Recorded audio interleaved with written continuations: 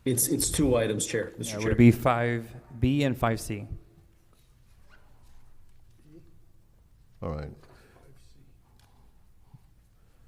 So from the Graham Companies, hearing number 2026-007.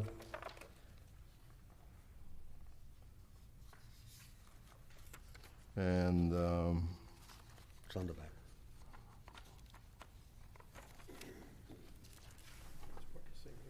Right there. 26, 2026-0007. And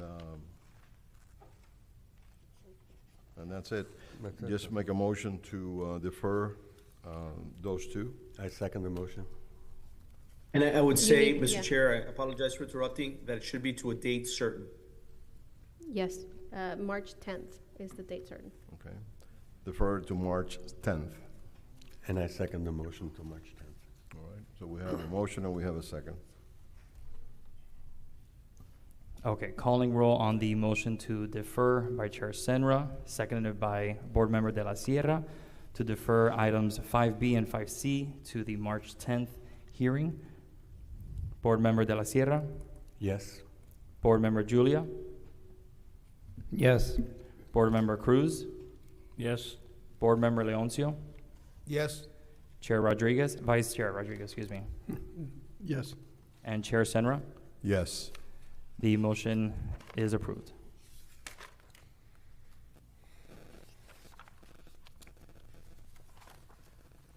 Council?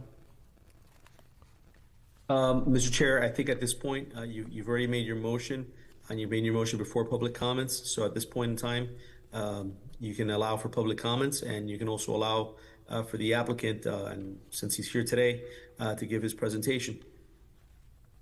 All right. From the applicants, who's going to be doing the, Mr. Martinez? All right. Yes, Mr. Senra, through the clerk, we're going to go ahead and read the public comment instructions Okay. just for right. everyone involved. Go ahead. And to state for the record, we have received the ex parte communication disclosure forms from the board members. The majority have had no communication apart from Board Member Julia, who provided me an export of his conversation with Luis Martinez. And for those of you here, good evening. Welcome to the Planning and Zoning Board meeting. And if you would like to participate in public comments, please approach the podium, state your name and address for the record. Anyone wishing to participate in remote public comments online or via Zoom, please raise your hand by clicking on the reactions icon and select raise hand. Those of you joining the meeting via phone, please raise your hand by pressing the star or the asterisk symbol and then the number 9. IT will then allow you to speak. Each member of the public is afforded 3 minutes. So again, welcome to the Planning and Zoning Board meeting, and remember to state your name and your address for the record. Thank you. Go ahead, Mr. Martinez.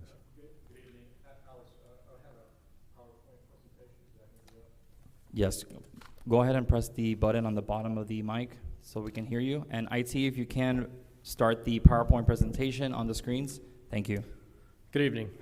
Thank you all for your service to the town, and thank you for being here tonight, and thank you for the time you'll spend with us. My name is Luis Martinez at 6843 Main Street. I have a brief PowerPoint presentation I'd like to show you. There's the first slide. I'm here tonight on behalf of the Graham Companies, looking for your support on our applications for Lakeside, a proposed residential community on the east bank of Graham Dairy Lake. We have 3 applications that are running concurrently. First, a flume amendment on 3 parcels, changing from industrial office to medium-density residential. Second, a rezoning of the same 3 parcels from IUC to RM30, and rezoning a 4th parcel from RM36 to RM30. And lastly, site plan application for the entire 22.2 acres for 541 apartments, producing an actual density of 24.4 units per acre. Next slide, please. This is the 22-acre property, was originally in the Miami Lakes land use plan as industrial office with IUC zoning. But back in 2010, along 15 years ago, we started working on a plan to bring a seniors village to Miami Lakes that included age-restricted apartments, a facility for assisted living and skilled nursing, and a community center. And this became the site for that plan. After 7 years of planning and a lot of hard work, we approached the council in 2017 to change the future land use plan, the future land use map, and rezone a 9.45 acre portion of the property to residential to accommodate seniors apartments. The approved site plan is depicted here. It's the units in the middle. The rezoning was approved on June 6, 2017 as part of a senior village, including Miami Jewish and a proposed community center. As we all are painfully aware, Miami Jewish backed out and left us in limbo in December of 2019. We did not quit on the idea of a senior village, but instead we went back to work. We have been through countless iterations since then to no avail. The most recent with DOS Healthcare, who pulled out in 2024 after having spent $1 million in plans that were submitted to the town for their review. Unfortunately, after 15 years of unrelenting effort and Graham Company spending more than $4 million on the seniors project, we have been unsuccessful in bringing the senior village to life. The large parcel that you see on the north there that's vacant, that was to be the Bob Graham office building. And after spending $2 million there, we abandoned the endeavor after starting construction as the office market became untenable after COVID hit. Given the money spent on these 22 acres, we began to consider alternatives for the site, as this site is going to be developed. Given the money spent, we now have an opportunity under the Florida's Live Local Act that became law in early 2023. This law allows for multifamily development on commercially zoned property if at least 40% of the residential units are built for affordable housing. Affordable is strictly defined and includes units set aside for households making up to 120% of the area median income for Miami-Dade County. The Act provides developers with significant tax benefits, anywhere from a 75 to 100% reduction in annual property taxes for affordable units to encourage the construction of such units. Another significant inducement was the ability to develop the land at the maximum density allowed in the municipality, which in our town is 50 units to the acre. Further accommodation was offered by the county, as it allowed the waiving of impact fees for the development of affordable housing. All these benefits require a 30-year commitment from the developer that the units will remain affordable. This presented a viable alternative for the property we are discussing today. As responsible developers, we are not huge fans of Live Local for various reasons, but it is a very viable option given the poor economics of the senior village and the office market. Next slide, please. We began to evaluate Live Local plans such as this. You'll note this includes 220 units that were approved in 2017. We're not touching that part. 330 units in the area where the Bob Graham office building was planned, and 272 units on the southern 5.5 acres, for a total of 822 units. As we began having discussions with town staff to potentially start working on bringing this type of development to life, it became apparent to all that rezoning the property to residential, its highest and best use, given its location, rezoning it was a possibility with benefits to us and to the town. Next slide. It's hard to read, but this is the letter that I received from the town manager on November 21st, 2025, indicating the possibility of rezoning to the newly created RM30 designation, of course, subject to town council approval. What are the benefits to the town of the applications before you? Next slide, please. As you'll note here, by rezoning to RM30, the property is being significantly downzoned, limiting potential development of the property from a maximum of 978 units to a maximum of 666 units, a 32% reduction in density. Please note, again, that the actual site plan that we are proposing is 541 units, or 55% of what currently zoning allows. 55% of what current zoning allows. I'll cover some other financial impacts in a few moments. Now, some of you who are developers and no developers probably thinking, why in the world would the Graham companies downsize their land and when they could develop many more units under Live Local and take advantage of the incentives provided by the state and the county? A few things. First, it allows for unifying all the parcels under one zoning category to create a much better site plan. Second, managing affordable housing and its reporting requirements for the next 30 years would be a new venture for us, as it is outside our normal course of business.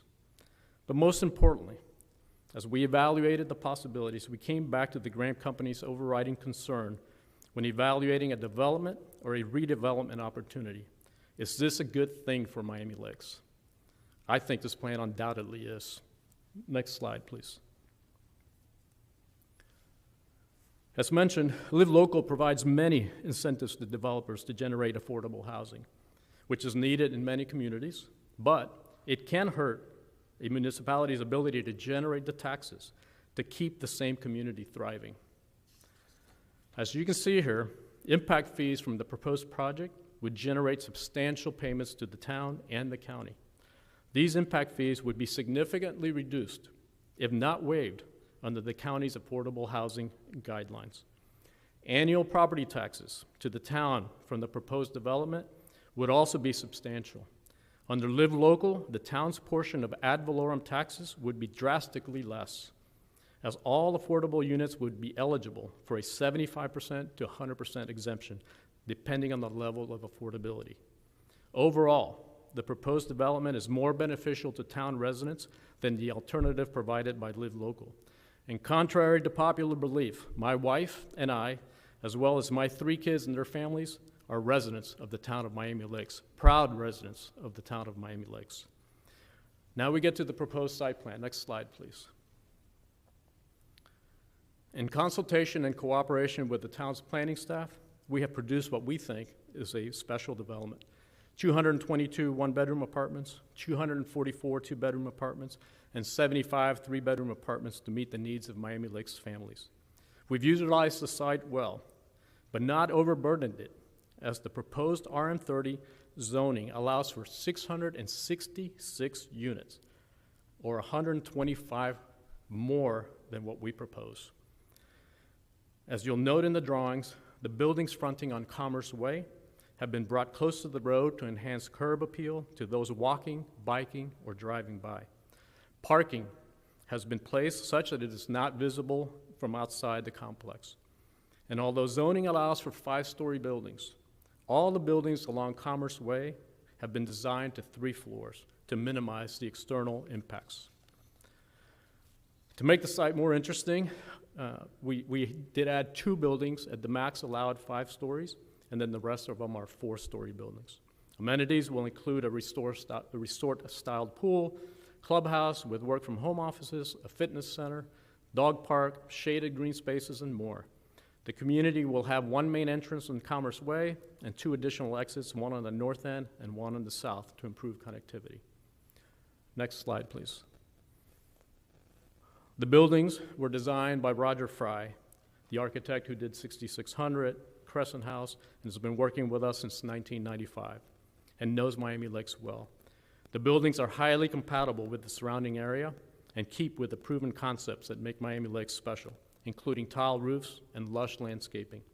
As an example, code requires 562 trees on the site, and yet, silly us, we're providing 817 trees, 45% more than required. You can terminate the slide. One last comment, finally. While we were unsuccessful at creating the seniors village that we had imagined, we understand that the town has been eagerly awaiting the senior center, a key piece of the intended village. With that in mind, we have pledged to contribute $1,280,000 towards the town's efforts to fund a senior center as part of the site plan application. As a company, we're proud of the contributions that we make to our town and continue to support improvements to our community. We sincerely wish we had been able to create the senior village. Unfortunately, we just could not make it happen. And now we must move forward in a different path. The two paths available to us today are Live Local or the applications before you today. In closing, staff is supportive of these applications, and we hope you are as well. I thank you for your time tonight, and I'm ready, willing, and able to answer any questions that you may have. Thank you. I do have a question, Mr. Martinez. Originally, the senior living facilities that you were going to build, how many apartments was that? Well, the apartment side, the age-restricted apartments were 220. 220. Yes, sir. And then Plus the ALF. plus the ALF and the skilled nursing facility that Miami Jewish. But now is. we're looking at how many? 541 or? And 541, and yes, remember that site, the 22-acre site, also had the Bob Graham office building. Right, So right, it was right. Bob Graham office building, 220 units. Which and that area was not part of the original, it was not part of the seniors village, but it was part of the 22 acres. so you have more land now available. Yes. I see, okay. Any questions from? Okay, through the chair. First, I just want to say, Louis, and to the Graham Company, I'm deeply disappointed in Miami Jewish. I was part of the council in 2017 and 2018 when I know that Luis Goyaso had really produced an amazing amount of work to get this senior village going. I was looking forward to it. My mother-in-law was looking forward to it because she lived here in Miami Lakes. So I know what you guys have been through. I've seen the deterioration of the contract, and then as you went into other contracts with other companies trying to get this done. So just to give a little bit of history so that people understand, including in that deal was a community center where you would build a community center, just plain walls, if I'm not mistaken, and correct. the town would have to fund the inside. Correct. Okay, so that was still part of the Yes. deal in those days. Excellent, okay. You're now committing $1.28 million to still have that community center. Correct. Okay. I would like, I don't know if that covers the shell only or if that covers the interior. Our contribution, as we are making today, Nelson, is not tied to any one thing. It's $1,280,000. I want to interrupt just for a minute. There's two components to this matter, and I just want to make sure that we just put ourselves in the proper posture. First of all, Mr. Martinez is doing his presentation as public comments. You can ask any questions, but this really doesn't go to the heart of the matter. In March, you will be reviewing the zoning matter, and the zoning matter really doesn't have anything tied with anything dealing with the senior center or the site plan or any of that. And the reason for this is very important for you to know. One is a very legislative act, which is allowing for this rezoning and allowing for this flume map. And the other one is a very quasi-judicial, which the council will treat as a quasi-judicial matter, in which also this proffer that is being made very graciously and is being reviewed by the town and will be reviewed by the council with regards to the senior center. Will be considered by the council. And so I just want to put us in the proper posture. I mean, you can ask any questions that you want, but I just want to make sure that you as the local planning agency understand what is the role, what is going to come before you next month is really just the rezoning and this flume map. And by the way, Mr. Martinez is true. If this, as far as the law is at this time in the state of Florida, if this area does remain industrial, they do have the right to go up to under Live Local to the maximum density and allowability within 1 mile radius, which would be RM, I think 50 at this point. I don't know, Susie, that's what it is. Town center is RM 50, which is 50 units to the acre. So I'm sorry for interrupting you, Mr. Martinez, but I just wanted to put everybody in the right posture. No problem. Thank you, Council. So, like I said, that was a huge importance to the town at that time to get that senior center in reference to senior activities. Because we bump them all the time, either from the Mary Collins to Royal, to the Roberto Alonso building, and there's effects there. So that was always something for me. I hope to enjoy it one day as a senior. But I'm glad to see that numbers like that are being produced to continue the commitment to the town. That was long negotiated back then. In reference to the Live Local, and here's one of my concerns with the Live Local, is the amount of tax revenue that the town of Miami Lakes and the county loses from the Live Local.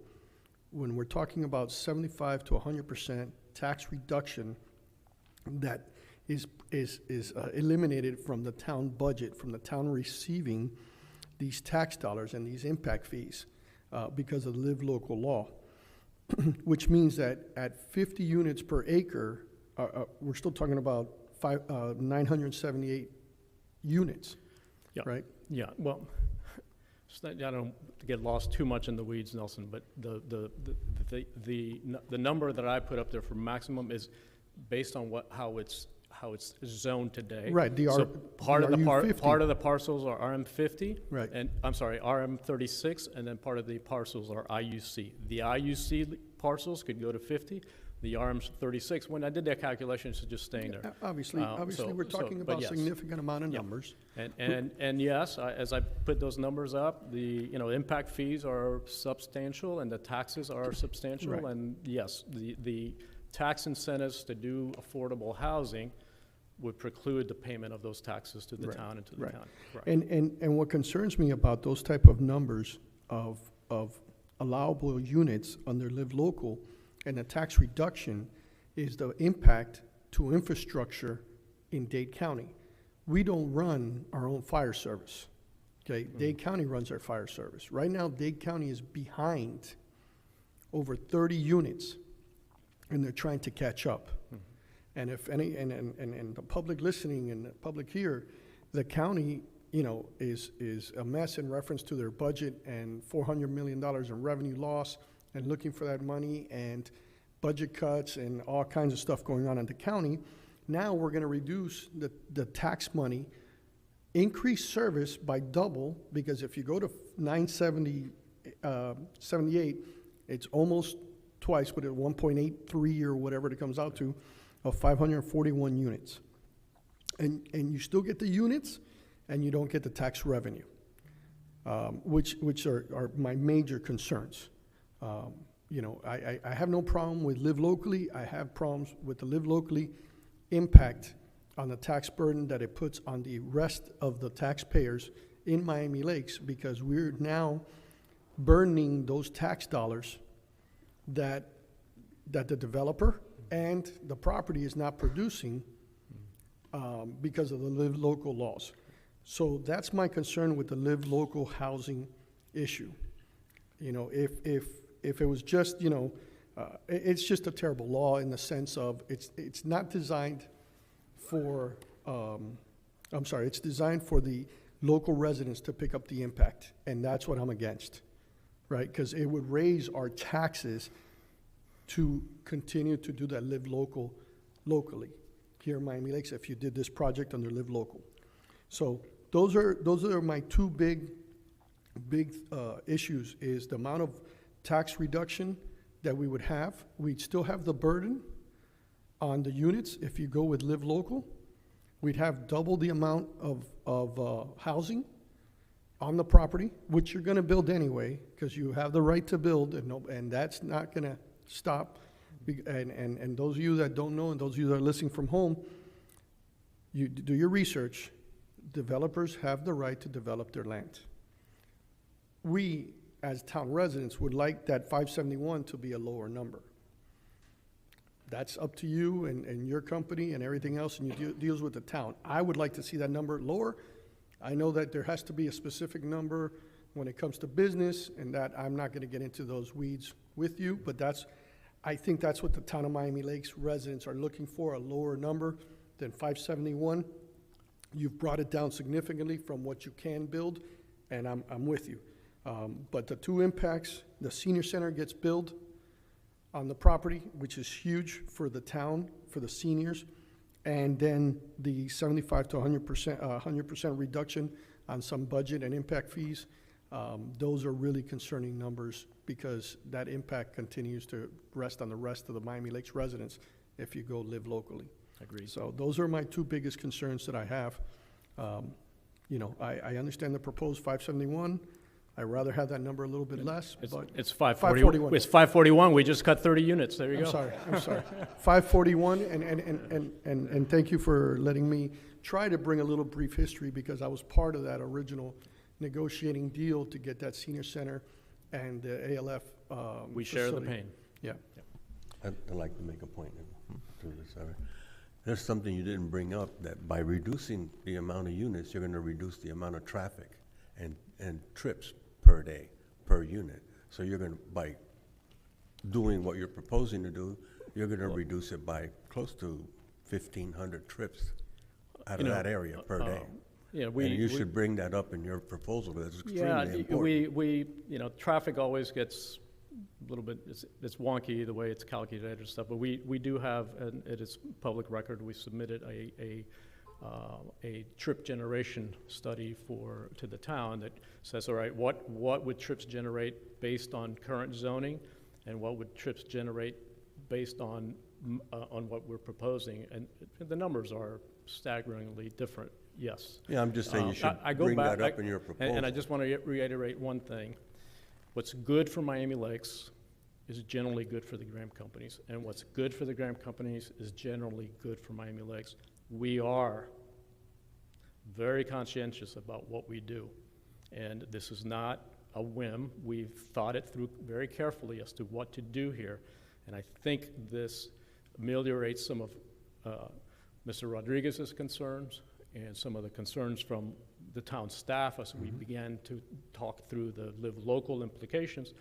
And frankly, I'm a resident. I live on the west side. I live right on the other side of that lake. I've lived there for 36 years. So I know exactly what's happening on that side of the lake. And so I think this is a good development. I live on this side 45 years, and I go to that side. Yeah, so anyways. Every day I have breakfast over there. Any other questions from the staff, from the board? I just want to say one thing through the chair. I don't know, and I'll let the town planner look into that and leave it up to the council, but at one time, the town did have a traffic plan that I and former Vice Mayor Lama came up with. And I think even Mayor Sid at the time had thrown into getting tunnels literally under the Palmetto to cross over like they did in Hialeah on 60th Street that broke up some of the traffic. I don't know, and you don't have to answer this question, but I don't know if the town tried to negotiate that or try to put something in there and what the traffic relief is, but I hope in future reference, I know you're doing a huge traffic plan for the future, but I hope that something like that is still included in some of the plans. I believe there was 21 or 24 traffic points that we tried to implement That was at a that time. beautiful project, as a matter of fact, and we did put a lot of money into trying to get drawings for it, and but that was tied to the racing of the Palmetto, which was a huge project that FDOT was doing at the time in 2017. And then one day they found a gas line that was in the way that was going to cost $1 billion to move, and they couldn't move the gas line, and they abandoned the entire racing of the Palmetto project, and so we have put those tunnels on ice. They're not gone, but they're very not likely to happen anytime soon until FDOT and the gas company figure out who is going to do what. On the meantime, we are working on other initiatives to improve traffic all around. I know we've talked about the transportation master plan around here. We've talked about our Vision Zero efforts. And obviously all of this takes into account that we're not finished developing, and there's a lot of things that are still happening, and we're a community that is in transition all the time, and we take all those things into consideration when we look at our traffic patterns and our master plans. You shall see that in April, so. Thank you, Chair. All right, at this time, we'll continue with public comments. So anybody that wants to make a public comment, just come up to the podium, say your name and address, and I will ask you to limit your comments to 3 minutes. I have or a, less. I want to defer a question to the town attorney based on that. The item for the grants got deferred, and effectively they were public comments, and they have allowed to speak for 13 minutes in their presentation and receive Q&A. So I asked, as the resident of Miami Lakes, to receive the same courtesy. Well, this is part of our norm that public comments I- are limited to 3 minutes. He was allowed to do more. He's not a part of the public comments. Okay, can you clarify that, given that their item was removed from the agenda tonight? He was given the opportunity. The board wanted to hear from him. He's spoken. He gave his presentation. It's part of what would happen this evening. He will come again next month, and he will do his presentation again. He is the applicant. Public comments, it's up to the discretion of the board.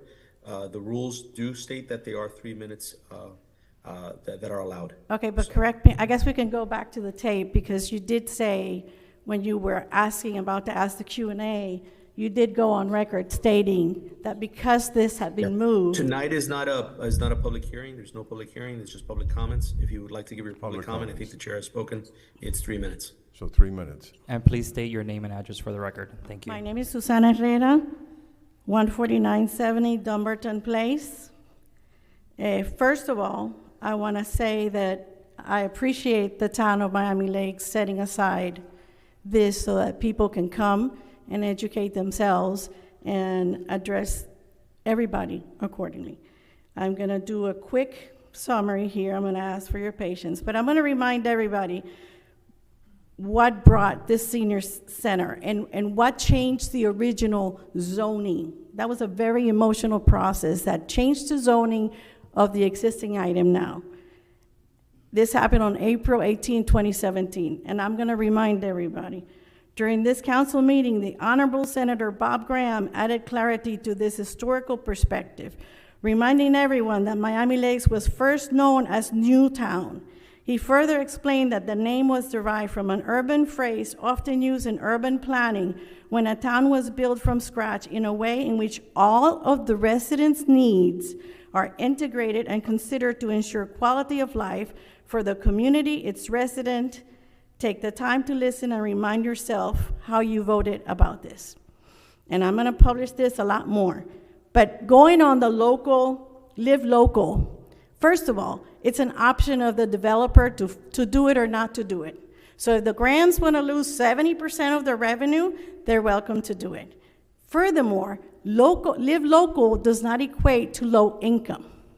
Live local equates to people that live and work in the town. That's what it's geared for. So they're not one and the same. Thank you very much. Thank you.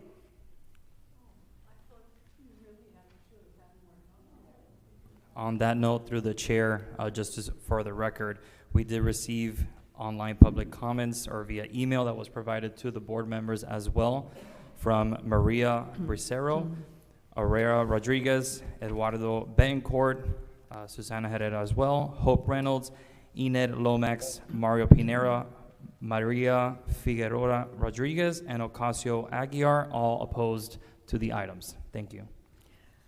Bonnie Cintron, 14770 Lewis Road. You're going to hear from a layperson now. I am not able to get into all those technical things about this issue. I'm just here to tell you that if you subtract your population of the committee, the realtors and the developers from the total population of Miami Lakes, you're still left with close to 30,000 people. And it's the people that have to deal with the fallout from this kind of development, and they deal with it every day, and it's so annoying. I have talked to several of my neighbors about this issue of the 4 apartment buildings that might be going up, and everybody's furious. They're very angry because they already are overwhelmed with the traffic in this town. I think most of you live in Miami Lakes. I all wonder, do. have you taken leave of your senses? We all do. I mean, this, do you understand why the townspeople no longer believe so much what the Grahams say, or the committee members, or even our council sometimes? Because the property in question was originally promised with glowing presentations about the Center for the Aged, and it was going to include nursing care facilities. And we were also told at the time that approving the change of zoning from industrial to residential was necessary to go forward with that project, so that passed. But we were also told that if the project did not go through, that the zoning was going to revert and go back to industrial. And that's what we thought was the truth. Maybe it was a bold-faced lie. It seems to be. I don't know. But this town does not need 4 apartment buildings that could house probably close to 1,000 more residents, along with who knows how many cars. The traffic studies and school studies that were done have to be dishonest if they say that no problems would occur. We heard the same thing about this 7-story building that's going up on 154th. You know it's already a bottleneck before that building even gets occupied. The industrial park on the eastern side of Miami Lakes has not caused too much of a traffic concern for the residents over there, and it's well maintained, a nice area with huge canopy trees. The Grahams maybe could use their other properties, like what they have on the west side of I-75, to do their 4 apartment buildings over there. No one claims that that's not a beautiful development. It is, but we don't need it. Oh, I get 4 because I have the hearing aids, remember? What do you mean you got And 4? So, Oh, okay.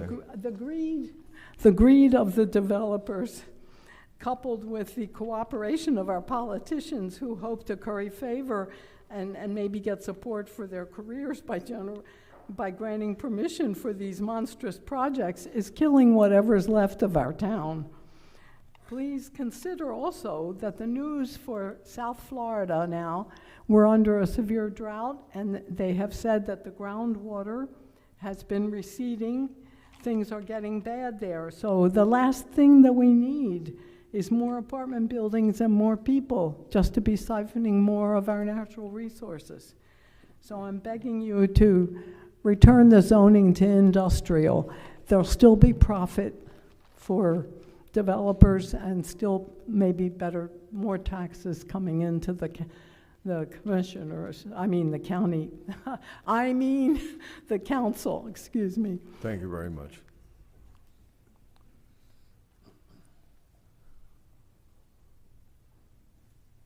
Well, I don't think we have anybody Are there any else. further public comments in chambers?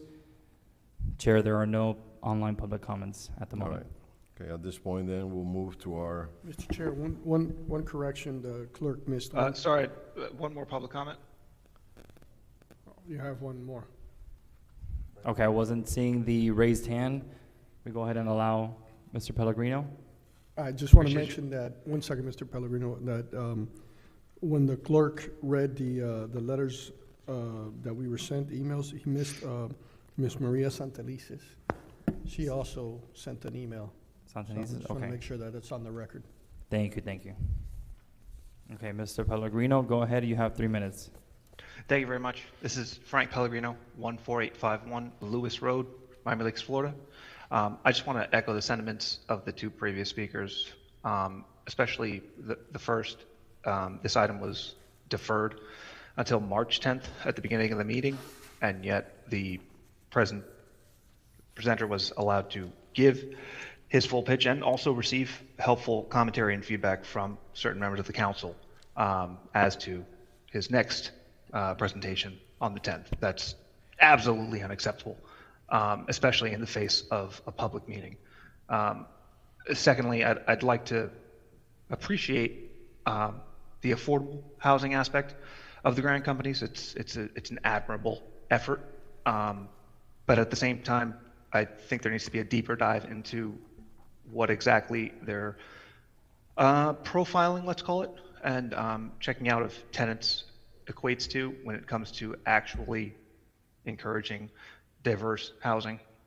There's a significant divide between the industrial norm for apartment tenants and their vetting and screening from most companies as compared to the Grams. So I don't want to take up any more of your time, but this needs a lot more thought, and I appreciate it. Thank you. Thank you very much. Mr. Chair, can I state one thing just for the record and for the benefit of the public? Yes. Thank you, Mr. Chair. So I want to just reiterate the role that this board has. You are the local planning agency for the town. Under Florida law, these items need to come before you for you to give your opinion. However, you have no authority to approve these items. You simply give your advice and it gets transmitted to the council. That's not to downplay your role. You do have a role. The item of the flume, as I stated before, is required under Florida law to be heard by you as a public hearing. At that point in time, when it is heard next month, then you will transmit your opinion, your advice to the council. The council will then hear the items and will pass whether to approve the flume and the rezoning in first and then in second hearing. That will have two hearings. At that time, the public does have the opportunity to speak. So the opportunity has not been disafforded any right by this evening. And of course, the rules are stated forward in providing the public comments. You do have deference, Mr. Chair, in affording a little bit more to the applicant, which is customary for this board to do. But again, your role next month when this item comes before you is that of an advisory board. And I just want to put that on the record and also to put us again in the proper posture. Thank you, Council. I'm glad you clarified that point. Aside from that, we are a complete volunteer board. None of us get paid from anywhere. This is our own time that we dedicate to the town just to make sure that things, run as smoothly as possible. So I appreciate that too. At this time, I'd like to move to our second item.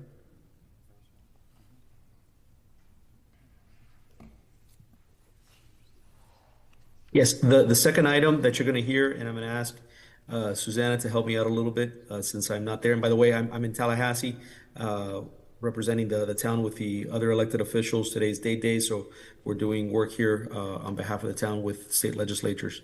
That's why I'm not in Miami Lakes today. So the next item that you're going to hear is a quasi-judicial item. There is certain information that needs to be read into the record, most primarily that the information that you're going to hear is under oath. The standard that you're going to be providing is that of substantial competent evidence in weighing the evidence that you're going to hear. Additionally, if anybody that is in the public has any evidence that they would like to share with the council, you need to provide 10 copies and provide it to the town clerk so that she can share it with all of you. If any of you have had any ex parte communication with any of the applicants in the matter that's going to come before you, which either the clerk or Susanna is going to read into the record, you should state now on the record in public what that ex parte communication is. And also, soon after you do that, Mr. Clerk, you should swear in any of the witnesses. Thank you, Council. At this time, Yes, once again, the ex parte communication was disclosed in reference to this variance. There have been no ex parte communications. And if any of you here in chambers would like to provide public comments, please rise so we can swear you in. Okay, thank you. Do you swear to tell the truth, the whole truth, so help you God? Thank you. You may be seated.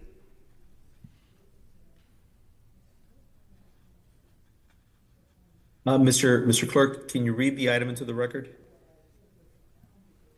Yes, the item is variance 2026-0032, folio 32-2024-005-0360, zoning district RU1, variance from section 13-1512.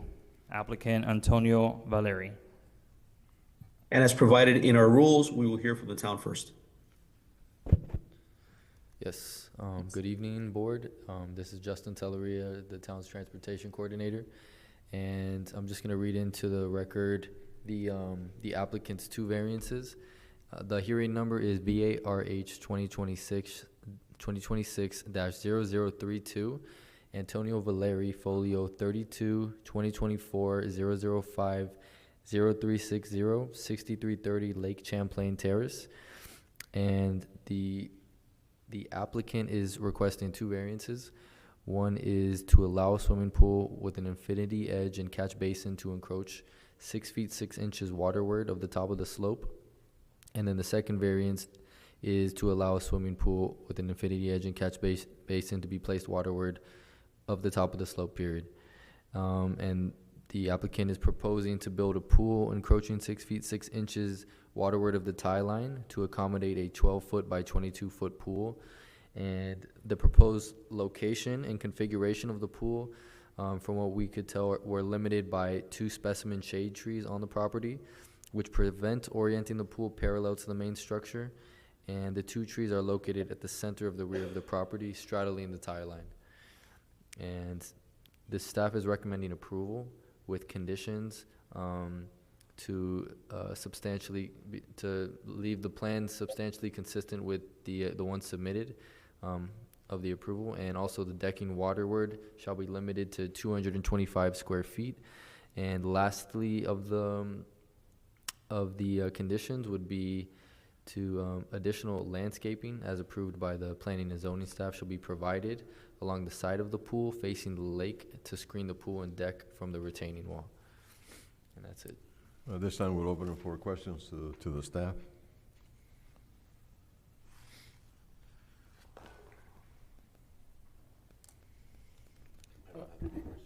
I just, looking at this, is this, do I see this correct? They're gonna leave that generator on the back side of the pool? I don't see where it shows moving it.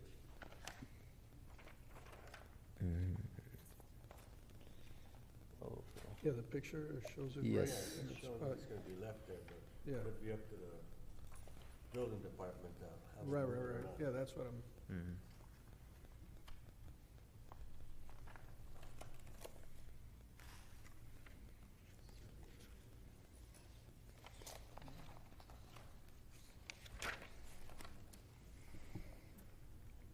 I don't know what the code is for the generator, but that generator is within 5 feet of the property line, is that, 5 feet from the property line is correct, is correct? It's Yeah, that's the accepted, but leaving it that close to the swimming pool would be up to the building department.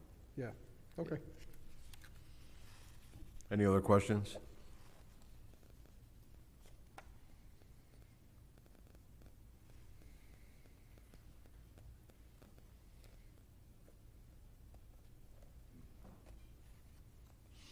Okay, at this time I welcome Mr. Valeri, I suppose. Yes, sir. State your name, address. Good evening. My name is Antonio Valeri. I'm the homeowner of 6030 Lake Champlain. I like myself to thank the staff for reviewing the project and for recommending approval. The reason for the variance is the location of 2 large oak trees at the rear of the property. Because of where they are located, they act as a natural setback and limit where the pool can be placed. They are very mature oak trees, and preserving them was a priority when designing the pool. The pool itself is a modest-sized pool, 12 by 22 residential pool, and even with the variance, there is still a significant amount of open space between the pool and the lake. I agree with and will comply with all the staff recommended conditions. Thank you for your time, and I respectfully ask for your approval. The question regarding the generator will be moved to the side, 5 feet from the sideline. Okay. Any questions from, to Mr. Valeri? I have the question of the generator. So they're gonna allow you to leave it that close to the swimming pool? I'm not sure about the codes regarding the distance, the generator from the pool. I would have to look into that with the staff, and if it's necessary to remove the generator, I will. I'm keeping as much distance as possible from the sideline and then from the generator to the pool. That's a matter for the building department. Right. No, it It's doesn't matter not- for the yeah. building department, just the question was asked before. I'm sure they'll I have know it's a opinions, matter for yeah. the building department. Okay. And it's really a life safety issue. Right. Exactly, that's why I No, it's asked. a life safety issue. Yeah, it's definitely life safety. There's a issue. lot of people that have been shocked in swimming pools. Okay, okay, I wouldn't It's want gotta be too properly close. grounded. okay, okay, yes. Any other questions from the ward? At this time, I'd like to make I don't want to make all the motions tonight, but I'm gonna make a motion to approve. I'll second it. We have to close With you the- have to close the Yeah, hearing. Oh, yeah, we close have the to hearing. close the hearings, okay. So you're excused. Thank you very much, Mr. Valeri. Thank you. Sometimes I have to be corrected on the protocol. And ask if there's anybody else there. We're all old. And ask if there's anybody else. Huh? No one else? Okay, so at this time. And there are no I- public comments online either. Okay. I reiterate my motion to approve with the conditions set by the zoning department. I second the motion. Either one, it's okay. We second the motion. He seconded. We'll go with the vice chair. Okay, calling roll for item 5A, motion by Chair Senra and seconded by Vice Chair Rodriguez to approve the item with staff's recommendations. Board Member Julia, Yes. Board Member Cruz, Yes. Board Member Leoncio, Yes. Board Member De La Sierra, Yes. Vice Chair Rodriguez, Yes. and Chair Senra. Yes. The motion passes. Okay, Congratulations. congratulations, Mr. Valeri. We have one more item here. That's it? That's it. All right, well, at this time, I'd like to thank everyone for being with us this evening, and thank you very much for your comment. And meeting adjourned. I like this thing.